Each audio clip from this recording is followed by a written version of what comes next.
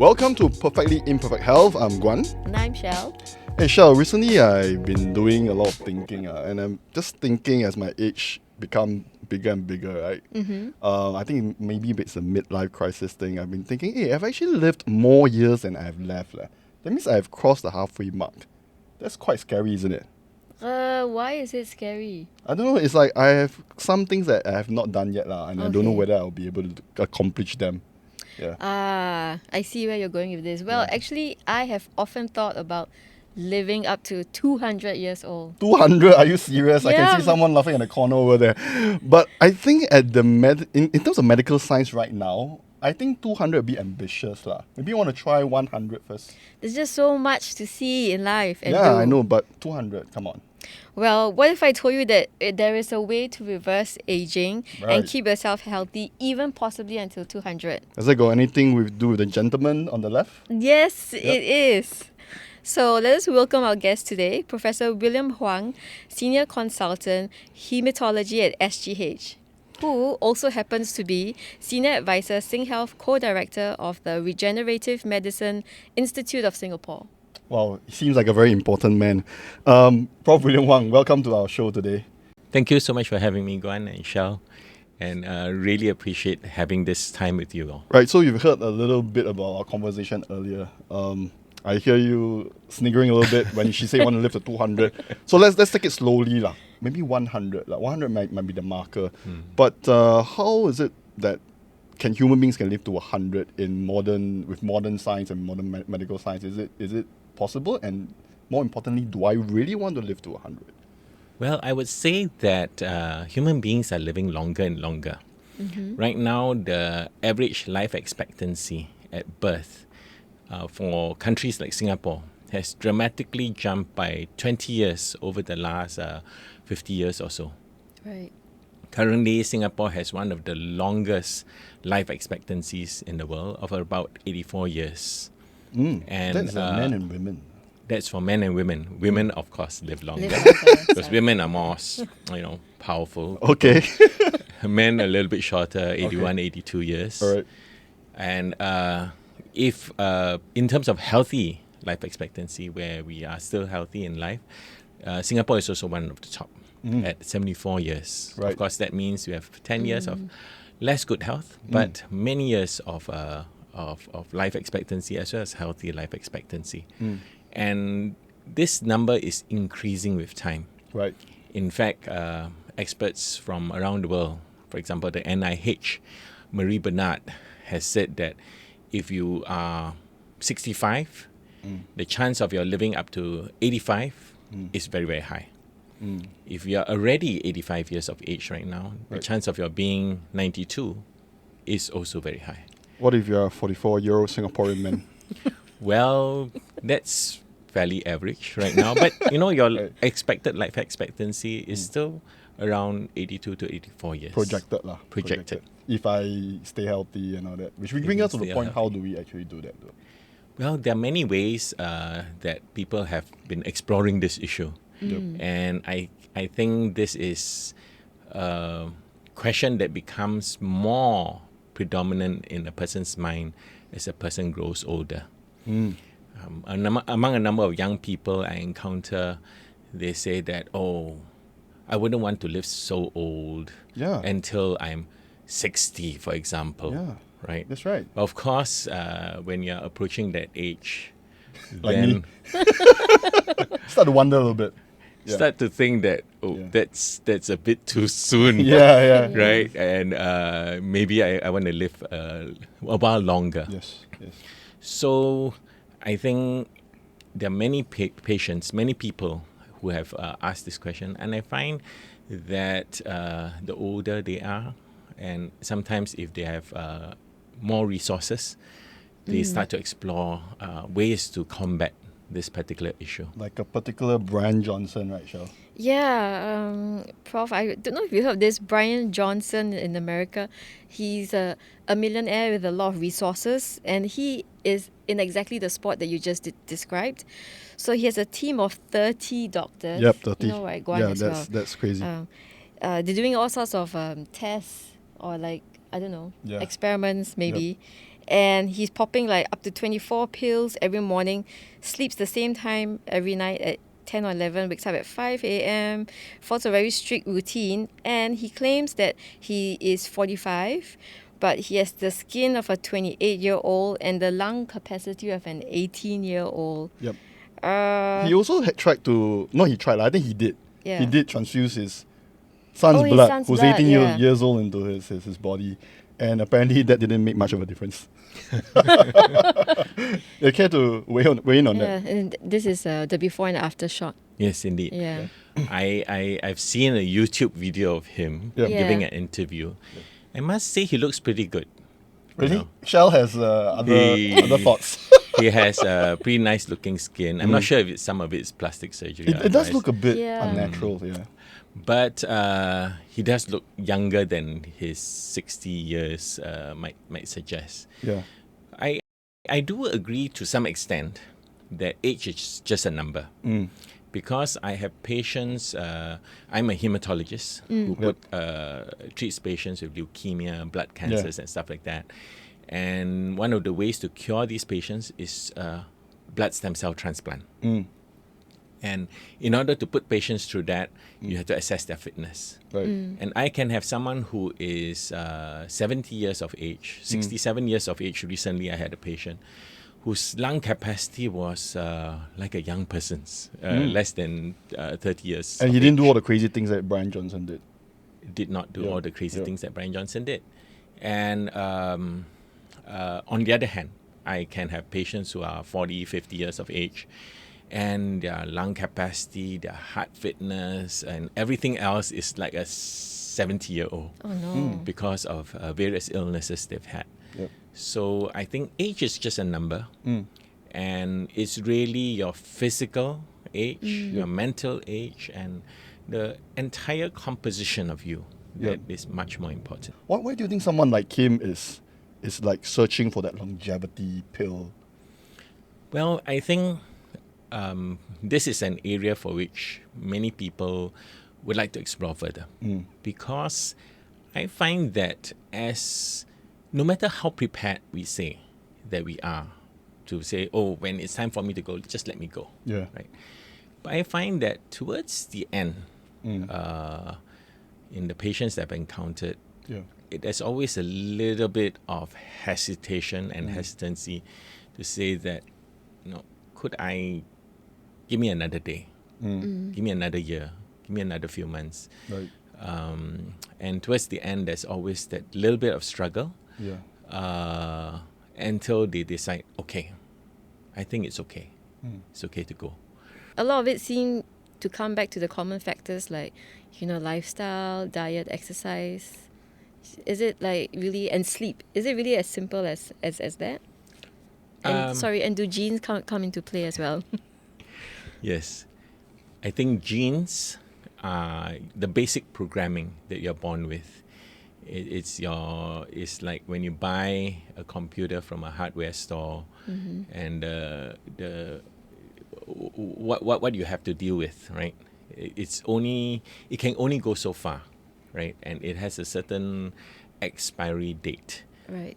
But on the other hand, how well you look after the computer, whether you toss it around, whether you overcharge it, whether you stomp on it every day, or whether you look after it with loving care and upgrade its operating system where necessary, I think that plays a role in the longevity of that computer system, right? But of course, if it's a lousy brand, then That was bad cuts. then it's a little bit harder. I would say that there are certain factors we can try to do, and certain factors that are still being studied to a large extent. I would say that lifestyle is one aspect. Pills and supplements may be a potential aspect. And in the future, what I call next generation science will be areas that we can explore. So maybe let's talk about the first two components first, which is actually the easy part that quite doable you for and I most of can us, practice, right? Is it easier to do in a country like Singapore, where there's no natural disasters, the medical science pretty advanced, We live in a developed country, you know, things like that. And the government's doing stuff like, getting vendors to put like less salt in food, or like we have to indicate like the sugar levels. I think that helps as well. Yeah, I think Singapore is actually a surprise to many people around the world, Oh, why is that? because there's a group that defined certain areas as blue zones of the world. Oh, what is this And blue zone? these blue zones are places where people live well, live long. And each one of these, if you look at the background scenery, mountains, Oh, lakes. we got Bukit Timah Hill. Our Mount Faber is maybe That's disregarded. a Mount Faber is maybe a mound. Right, a mountain, Yeah. not mountain. Yeah, I think like Mount Fuji. Okay, like Yeah. No, Japan. beautiful scenery, no pollution. Yep. Yeah. And just this serene environment, Yeah. Stress-free life. stress-free. Yeah, I think of Switzerland. Not fast-paced. Yeah. A fast place where people are, working in a farm, walking from village to village. So these Right. are places like Sardinia, okay, in the Mediterranean. You got Icarus in Greece. You have Loma Linda in California.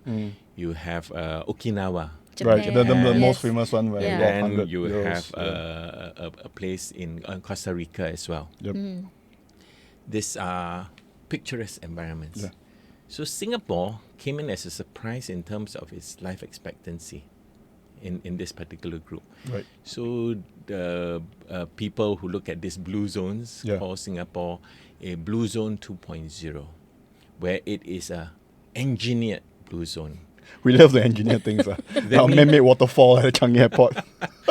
Well, I'm not sure how much impact that waterfall in Changi Airport had on our longevity. Okay. But certainly there was a concerted effort to have some greenery and wildlife in Singapore. Yes. If you look at the Google map picture of Singapore, for a city it has fair bit of greenery, Yeah. fair bit of protected zones for nature and wildlife. And the engineered blue zone concept is that there are interventions, intentional or unintentional, that have contributed to this extension in lifespan. Yep. And we have some environments in which we have community centers, we have community activities. Maybe our crowdedness causes us to have to interact with each other a lot more. And that interaction, that social interaction, also contributes to this good life and healthy life. Oh, really? I would say that in terms of lifestyle interventions, I kind of group them into a few categories. Some of which Singapore is good, maybe some of it's still a bit challenged at. One is diet. Okay. Right? Diet is important to keep a good weight. Yep.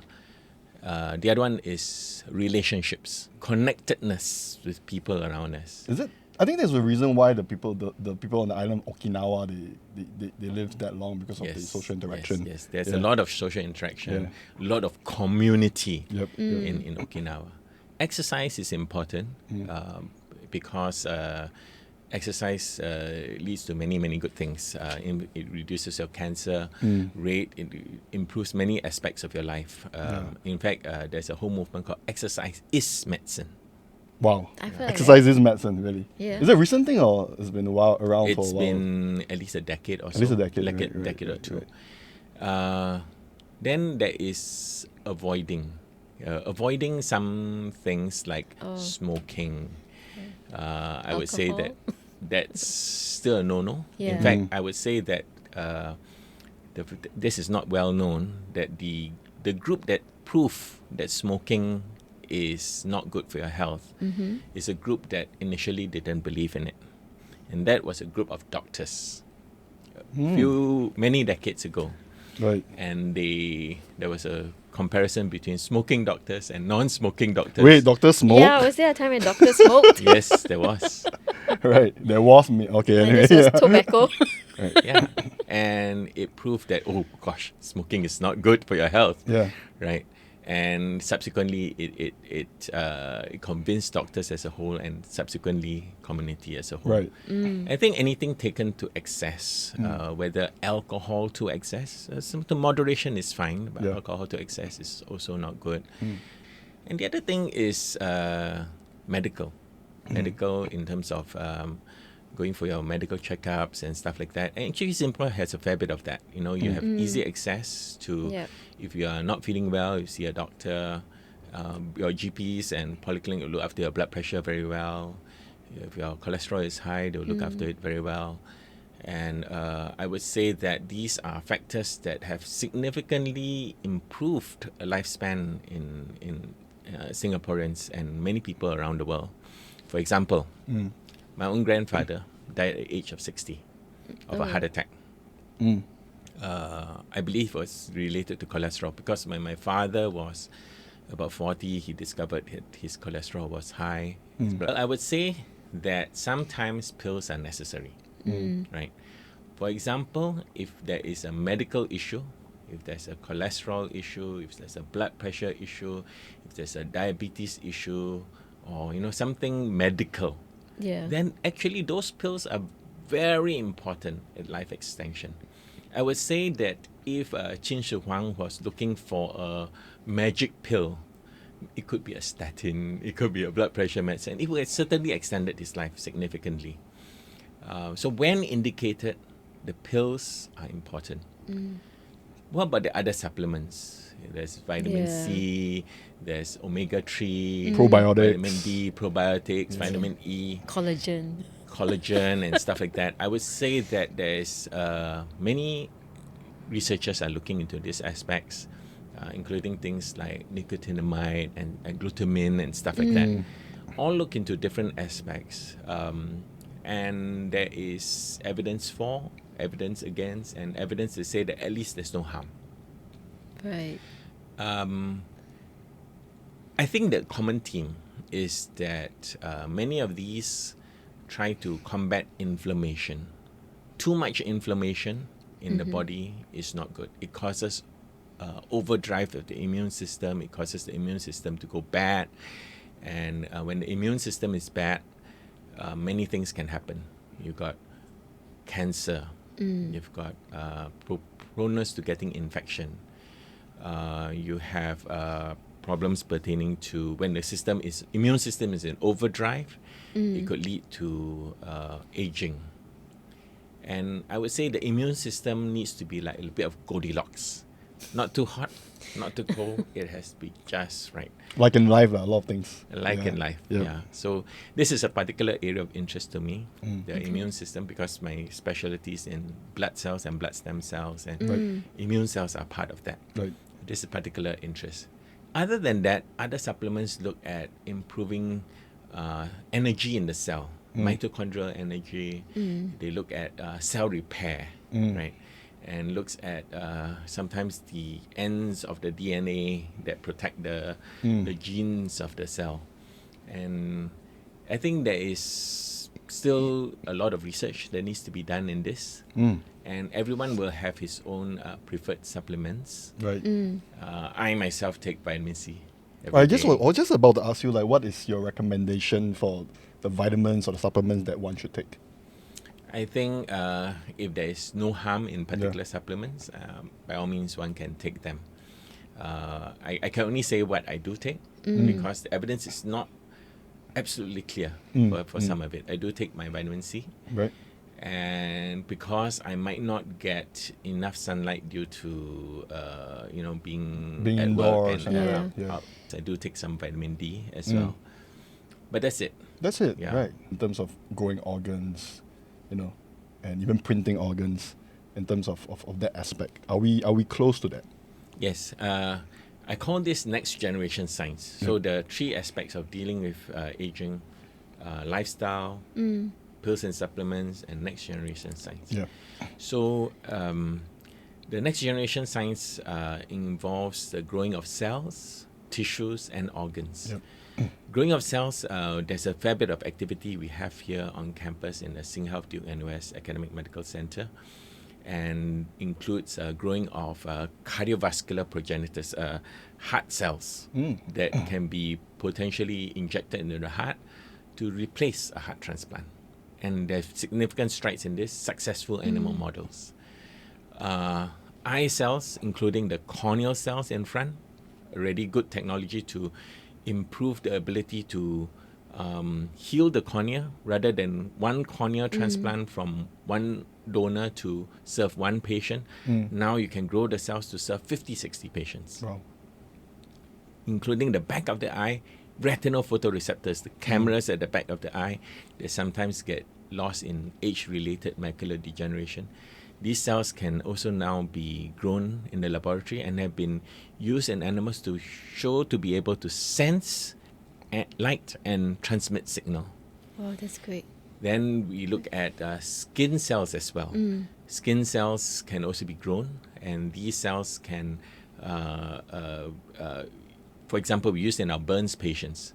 In the past, you need to get, skin donation from one donor and to serve one patient. But now you can grow the cells to serve many, many patients, and this can help to heal skin in a large way. And further to that, on my own side, blood and immune cells, we can also grow these cells right now to help augment a person's immune system, and looking to ways to, besides growing the cells, various ways in which you can tweak this to have the Goldilocks effect for patients. Right. So all these that you've talked about sounds fantastic. Is it right now, or still need to wait for like 5-10 years? Yeah, will it be within our lifetime? Yes, I think it will see be the within our results. lifetime. Right. Right now, it's already successful in animal models, Right. but looking to translate this into human clinical trials in the short term, and then with further work to broad implementation in future. You asked also a question about 3D printing. Yeah. There are Yeah. groups that are looking at 3D printing of organs, including kidney, lung, and otherwise, with pretty promising results. And some of these have had temporary success, but subsequently the organs subsequently failed. But at least it showed in principle that it can happen. Then now it's up to the tweaking of that technology to make it more applicable on a broader basis. Thank you, Prof. Oh, that's really, really insightful. We've come to the end of our podcast, but what's the main takeaway that you would like our viewers and our listeners to take away with? Well, I think life is like a movie. When a movie has come to its end, when it's come to a satisfying close, when, there may have been ups and downs through that whole journey.